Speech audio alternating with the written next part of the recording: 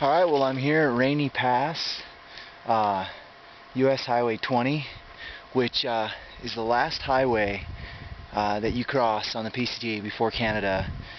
So it's, in a sense, the last bailout point, as it were.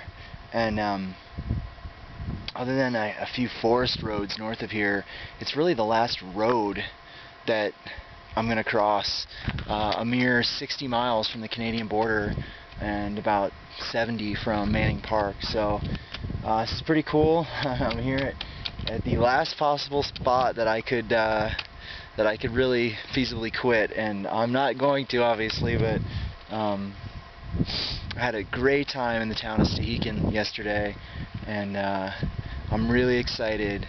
In 2 days, 48 hours from now, I should be at the border sign and making my way into Canada. So this is really exciting, and I just thought this was a good spot to make a little video. So I'm going to head into across the road here and up into the North Cascades, which look really amazing. I'm really loving these mountains and all the really enormous trees, old growth trees. So alright, that's it, signing off, and I'll make a video obviously at the end.